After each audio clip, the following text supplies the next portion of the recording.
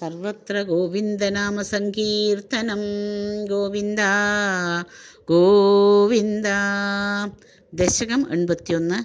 കാളിന്ത്യാദി വിവാഹവും നരകാസുര മുക്തിയും. സ്നിഗ്ധാം മുഗ്ധാം സതതമഭിധാം ലാളയൻ സത്യഭാമാം യാദോ ഭൂയസകലുതയാ യാജ്ഞസേനീ വിവാഹം.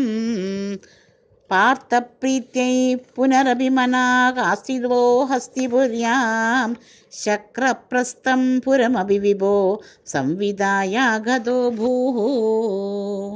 ഭദ്രാം ഭദ്രാം ഭവതവരജാം കൗരവേണാർത്യമാനാം ത്വദ്വാചാതാം അഹൃത കുഹനാമസ്കരീ ശക്രസൂനുഃ. തത്ര ക്രുദ്ധം ബലം അനുനയൻ പ്രത്യഗാസ്തേന സാർദ്ധം ശക്രപ്രസ്ഥം പ്രിയസഖമുദേ സത്യഭാമാ സഹായഃ. തത്ര ക്രീഡൻ അഭിജ യമുനാകുല ദൃഷ്ട്വാം ഗൃഹീത്വാ താം കാളിന്ദീനഗരമഗമഃ ഖാണ്ഡവ പ്രീണിതാഗ്നിഃ. പ്രാതൃസ്ത്രസ്ത്രാം പ്രണയ വിവശാം ദേവ പൈതൃശ്വസേയീം രാജ്ഞാം മധ്യേ സപതി ജഗൃഷേ മിത്രവിന്ദാം അവന്തീം. സത്യാം ഗത്വാ പുനരുദബഹോ നഗ്നജിദ്നന്ദനാം താം ബദ്ധ്വാ സപ്താഭിജ വൃഷവരാൻ സപ്തമൂർത്തിൻ നിമേഷാത്. ഭദ്രാം നാമ പ്രദദുരദതേ ദേവാ സന്ദർധനാധ്യാഃ തത്സോധര്യാ വരദ ഭവത സാ വിപൈതൃശ്വസേഹി. പാർത്ഥാദ്യൈ അഭി അകൃതലവനം തോയമാത്രാഭിലക്ഷ്യം ലക്ഷം ചിത്വാ ശഫരമവൃഥാ ലക്ഷ്മണാമദ്രകന്യാം. അഷ്ടൗ ഏവം തവ സമഭവൻ വല്ലഭാഃ തത്ര മധ്യേ ശുശ്രൂതത്വം സുരപതിഗിരാ വൗമധുശ്ചേഷ്ടിതാനി.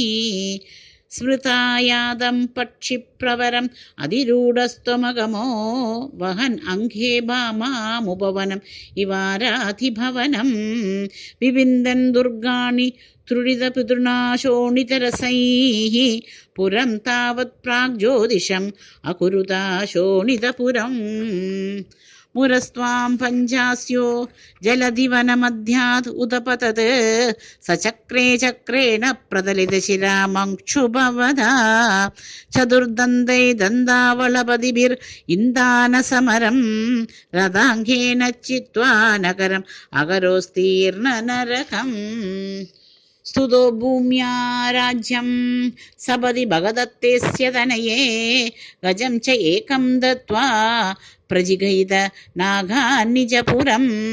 കലേനാബദ്ധാനാം സ്വഗതമനസാം ഷോഡശ പുനഃ സഹസ്രാണി സ്ത്രീണാമഭിജ ധനരാശിം ച വിപുലം.